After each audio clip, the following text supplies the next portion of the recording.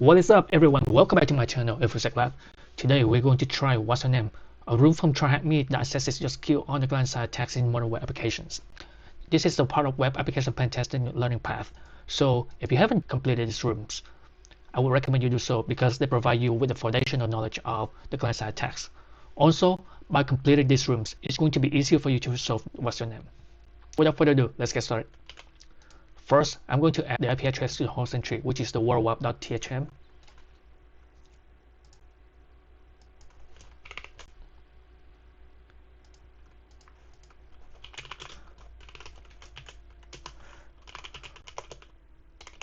Then I'm going to run an Nmap scan. For those of you who don't know, Nmap is a very powerful tool that can be used to scan open ports or services on a target application. Let it run for a while, and then you figure there are going to be 3 open ports on this target application. Port 22, which is a regular SSH, port 80, and port 8081, which are running HTTP services. Both 80 and 8081 are running Apache services. Now, before we do anything else, I'm going to run a directory enumeration.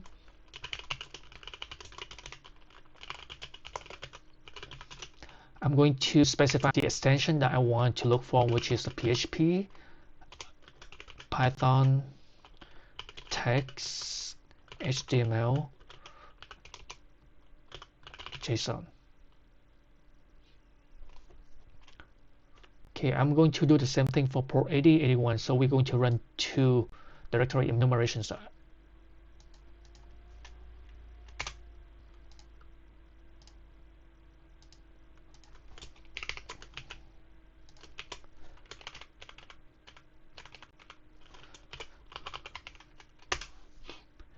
Okay, so let's explore the application. As you can see right here, it's a simple application with only a registered link. Usually I would inspect the page, and when you do this, in this case, you won't get anything useful. It's just a regular HTML file.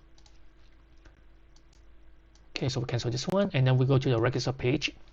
Now, when it comes to the client-side attacks, every time I encounter a form, I always ask myself, is any of these input fields is vulnerable to SSS? There's only one way to find out, is to try the payload. I'm going to use a payload that I have stored on my library.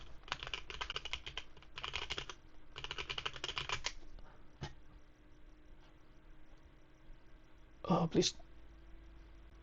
Okay, SSS.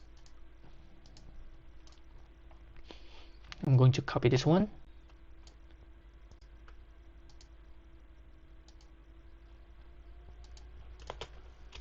I'm going to copy this one and then put it here. I'm going to copy the attacker machine, which is 10. I'm going to make it bigger. 112, not 108, not 176. Let's use it on port 8000.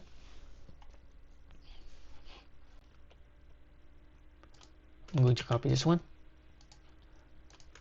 put it here. Now, in this case, because we're not sure which field is vulnerable to SSS, so I have to specify the parameter over here. So username,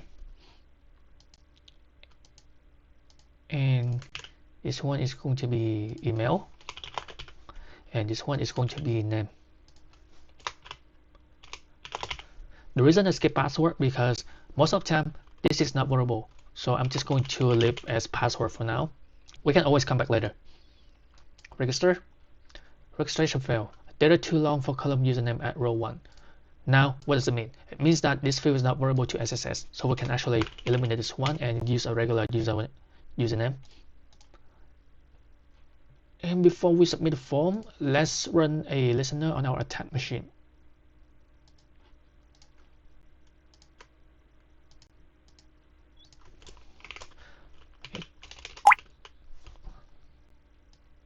What port is it? 8000? Okay.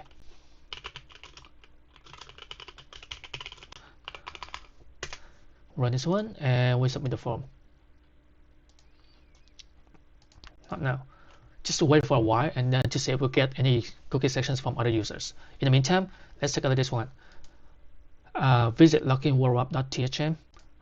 Before we try that, let's try login using the username that we just created.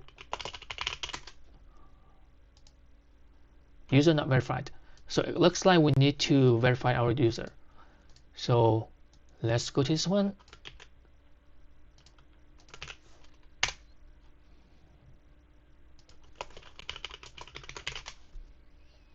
Okay, there's nothing.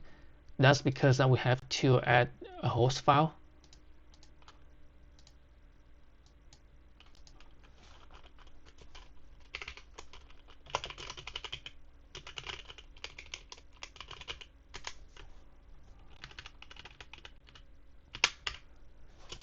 login.row.web.tsm. Now refresh the page. Okay, we got it, but it's a blank page. As usual, we'll inspect the page source. We've got login.php. So append it login.php. And we got to a login portal. Let's try that user 1. I'm pretty sure it's not working because we tried earlier, as expected. Now let's take a look at port 8081. 8081. Okay, so it looks like this is the same as the login.worldwap.thm right here. To confirm that, view page source, and yeah, login PHP. I can just go to that directory right here.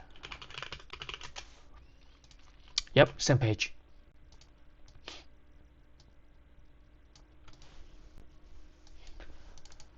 Alright, so what else do we have? Let's go back to our terminal. Do we see anything? Yes. So we are able to confirm that both the email and the name fields are vulnerable to SSS. And this is the cookie that we're looking for. Copy, go to the login portal, and then put it here. Now we refresh the page. Reset. Boom. We're logged in. And we got a flag.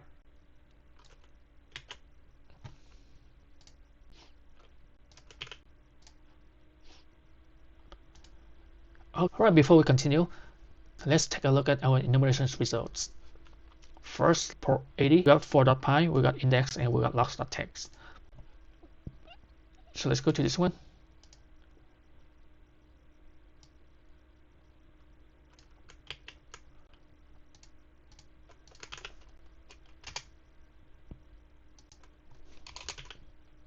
Okay. So 4.py. Alright, from Selenium import. So it looks like this is an automation test. Oh, look what we have. Username, password. And we got credentials right here.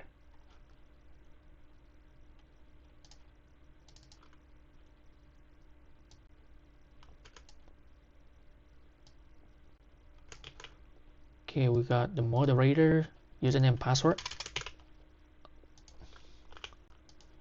To have admins. Look like we don't. Okay, how about logs.txt? Okay, that's nothing. Okay, so how about port 8081? What do we have? We have admin, blog PHP, change password PHP, chat, clear. Interesting, let's take a look at admin. So what work? Port 8081, admin.py.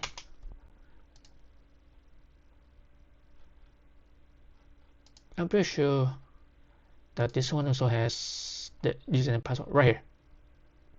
Boom.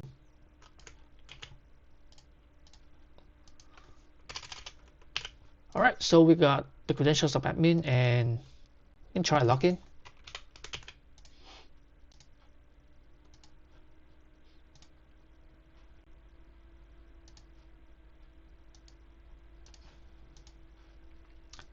Log out, admin, and login. Alright, we got a flag, admin pawn. Okay, so that's it for the room. That's easy. But That's not the main purpose of this room. The purpose is to assess your skill on the client-side attack. There are multiple ways to solve this room. I want to exploit this one using the client-side vulnerabilities. How do we retrieve the admin flag? For this flag, there are 3 different ways to do it.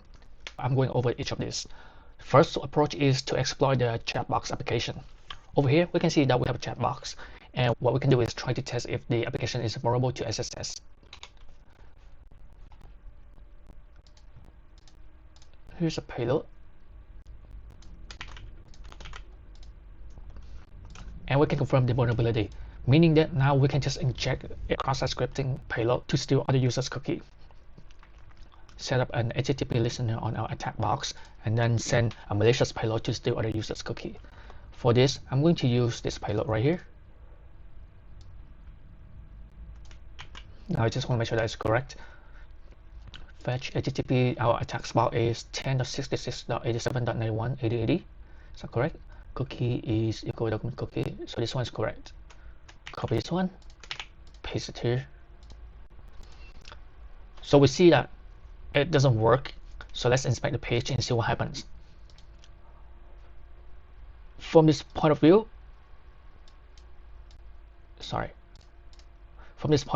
it looks like our payload was sanitized. Fetch target machine the cookies, meaning that there's some defense mechanism against SSS on the front end, so we can't really use this payload. Next, we move on to the network tab to see what the traffic looks like when we send a message. Hello, send it. Now we take a look at the post request, and because we mainly use a fetch function for the SSS payloads, I'm going to copy the value as a fetch function and paste it here.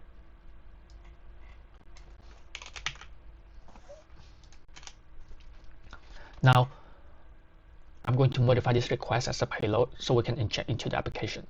First, I'm going to copy the script right here, the tag.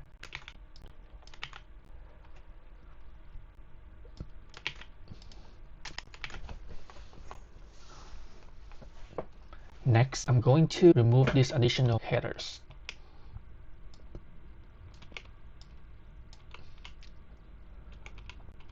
Okay, so why do I have to do that? That's because when we inject this payload with the initial headers, the browser will automatically block the JavaScript from setting these headers for security reasons. We also have to delete this one. And here, the message.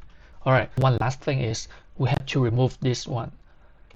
Now, from our point of view, there's no difference between an absolute path and a relative path.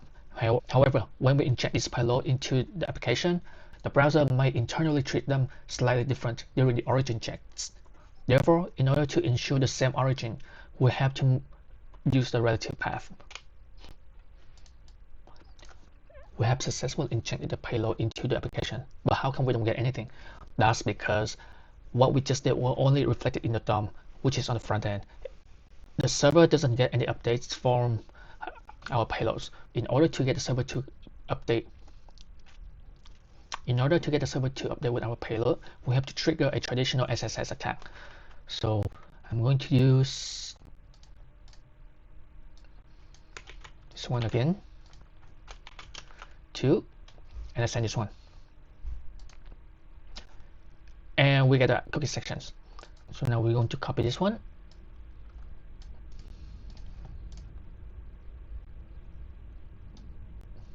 Log out, and then go to storage, replace the cookie section with this one, and refresh the page. We log in as admin. We got a flag. The second approach is also exploiting the I have to reset this one and clear all chats. But the second approach is also exploiting the chat application. From the previous approach, we have learned that the application is vulnerable to SSS, so we don't have to test it anymore.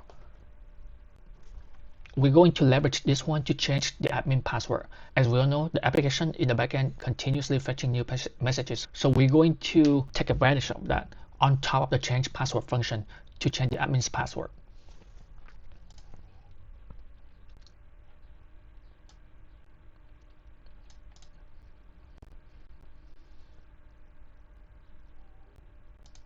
But first, let's take a look at the gen password function. When we send the password, we got a post request. Let's inspect it. Copy value as fetch request.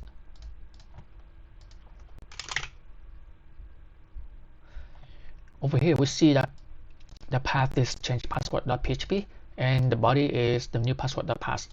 I'm going to leverage this one to change the admin password using similar script that we used earlier. So here, I'm going to modify this script fetch and change this one to change password.php. Credentials the same, headers the same. Body message is going to be this one.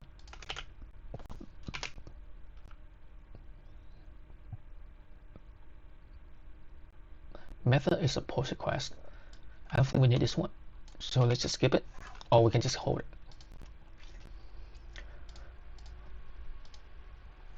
Alright, same concept, but this time, instead of stealing the admin's cookie sections, we're going to change the admin's password. How is it possible? Because over here, the credentials include, meaning that when the script is executed, it includes the admin section cookies. So let's try this one. The next password is passed. Go back to the chat application. Inject it. We see that it has been successfully injected. Again, we have to trigger another traditional payload.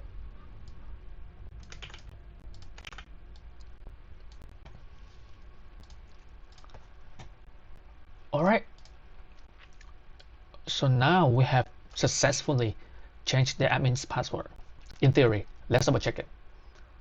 Logged out and we use admin. Let's see, make sure the password is pass. Log in. Boom. We're in. So that's the second approach, similar to the first approach where we exploit the XSS vulnerability in the application. For the last approach, we're going to leverage CSRF. If you take a look at the request right here,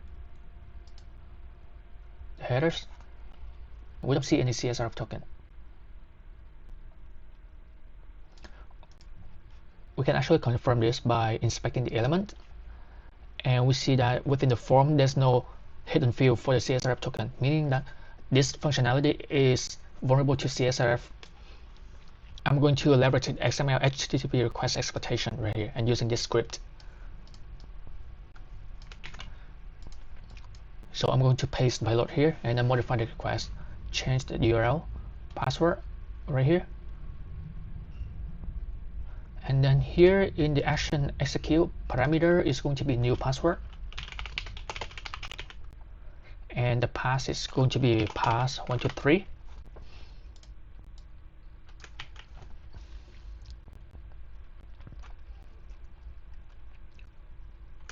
So now I'm going to clear everything, clear the chat box too. Over here, I'm going to change the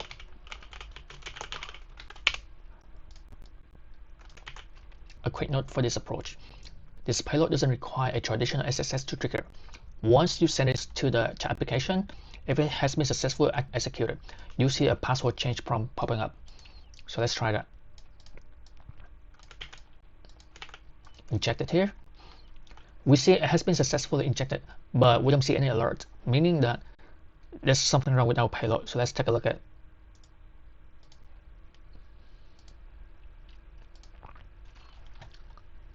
This one is not working because we encountered the same defense mechanism when we first tried our payload.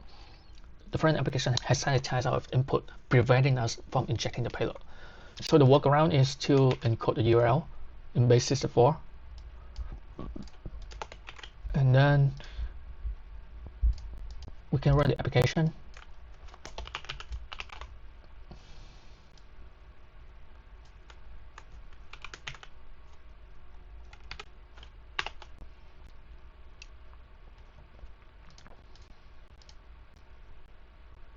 Now copy this one, send, and password change. So now we have successfully changed the admin's password. What do we change to? Password 123. Let's try that. Log out. Admin password 123. is it? Oh, pass only, sorry. Pass 1, 2, 3.